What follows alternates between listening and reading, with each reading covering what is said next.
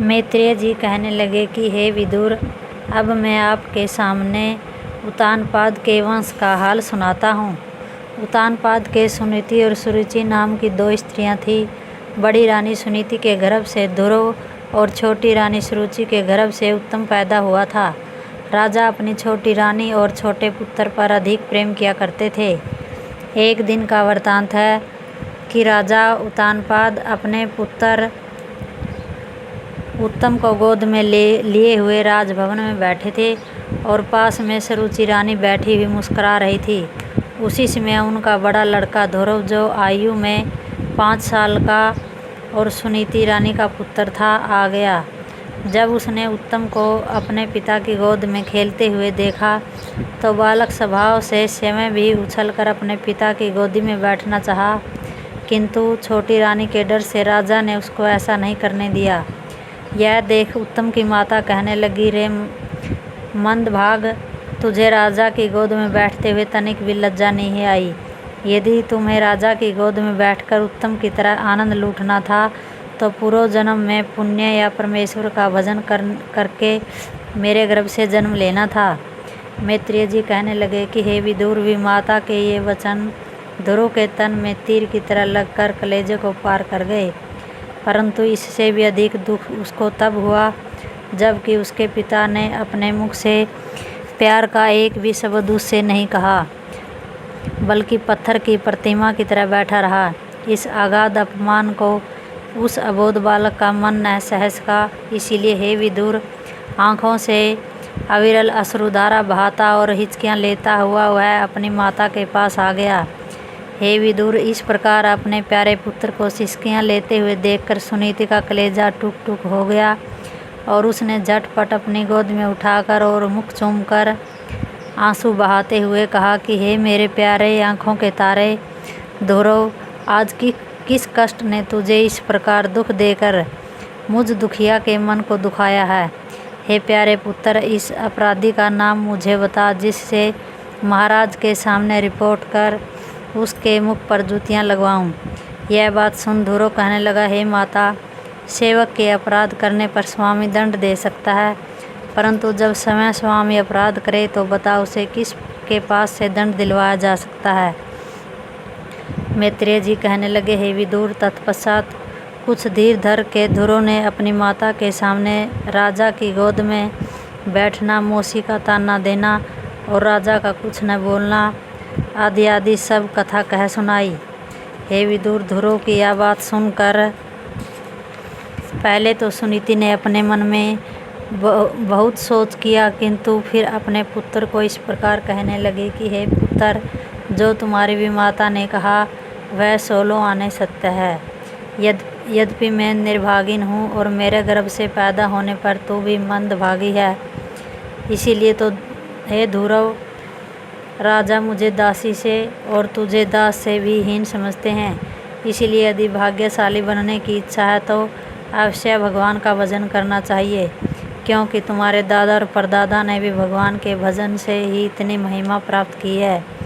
इस प्रकार माता का उपदेश सुनकर ध्रुव परमेश्वर का तप करने के लिए वन की ओर चल दिया। जब वह मार्ग में जा रहा था तो नारद मुनि अगाड़ी से आते हुए मिल गए। त्रिकालदर्शी नारद जी ने जब यह देखा कि यह उत्तानपाद का लड़का ध्रुव अपनी मौसी के कुवाक्यों से कुटित होकर भगवान का भजन करने जा रहा है, सो इसे समझाना चाहिए।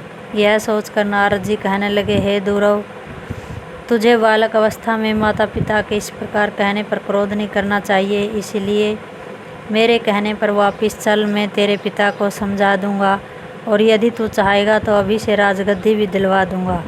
क्योंकि मेरा नाम नारद मुनि है, इसलिए मेरा कहना मोड़ना नरपालों की शक्ति से बाहर की बात है। नारद जी की यह बात सुन ध्रुव ने उनको दंडवत प्रणाम किया और फिर कहने लगा, हे मुनिराज, मुझे अपने आप को अभी से भाग्यशाली समझना चाहिए, क्योंकि जब मैं घर से भगवान भजन करने की इच्छा से चला हूँ तो भक्तों में श्रेष्ठ आपके दर्शन हुए हैं। सो हे ऋषिराज, जब भगवान के भजन की इच्छा मात्र से इतना लाभ है तो उनकी भक्ति करने पर कितना लाभ होगा, यह मेरी छोटी सी बुद्धि के बाहर की बात है, सो कृपया कर आप मुझे उनकी प्राप्ति का उपाय बताइए, जिससे परमेश्वर को शीघ्र प्राप्त करके संसारी कष्टों से मुक्त हो जाऊं।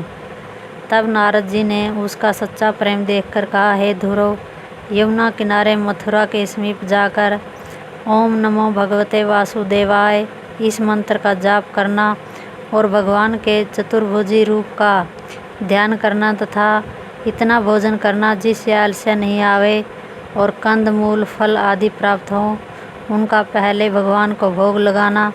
सो इस प्रकार जाप किए जाने पर शीघ्र प्रसन्न होकर तुमको दर्शन देंगे। यह सुन ध्रुव ने उनको दंडवत कर कहा कि हे भगवान, यह तो आपने उनके मिलने का बहुत ही सीधा मार्ग बता दिया है। मैं तो समझता था कि वे कहीं विशेष स्थान में रहते होंगे। मैत्रेय जी कहने लगे, हे विदुर, ध्रुव भगत नारद जी से इस प्रकार शिक्षा प्राप्त करके मथुरा की ओर चले गए और नारद जी राजा उत्तानपाद के पास चले गए। उस समय राजा और ध्रुव की माता सुनीति दोनों ध्रुव की याद में विलाप कर रहे थे कि देखो, हमने अपने 5 वर्ष के अबोध बालक को वन में अकेला भेज दिया है। सो पता नहीं इस भयानक वन के हिंसक जीवों से अथवा अन्य प्रकार के भय से क्या हाल हुआ होगा। इसी अवसर में नारद जी को देखकर उत्तानपाद कहने लगे, हे भक्तराज, मुझ मूढ़ ने अपनी स्त्री के वशीभूत होकर आज अपने प्यारे बच्चे ध्रुव को गंवा दिया है। सो यदि उसका कहीं आपको पता हो तो कृपया कर बतलाएं। यह सुनकर नारद जी कहने लगे कि हे राजन, तुमने बड़ा अनर्थ किया है जो अकेले पुत्र को वन में भेज दिया है। सो ऐसा करना तथा आप जैसे बुद्धिमान के योग्य नहीं था, क्योंकि बुद्धिमान पुरुष स्त्री के अत्यंत वशीभूत नहीं हुआ करते हैं। परंतु तुम्हें अब अधिक नहीं घबराना चाहिए, क्योंकि रास्ते में मुझे ध्रुव मिला था।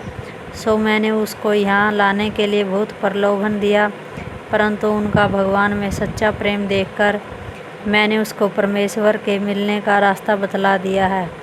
इसीलिए यह परमेश्वर को प्राप्त करके तुम्हारे कुल में सबसे श्रेष्ठ गिना जाएगा और अपने साथ तुम्हारा नाम भी संसार में अमर कर देगा।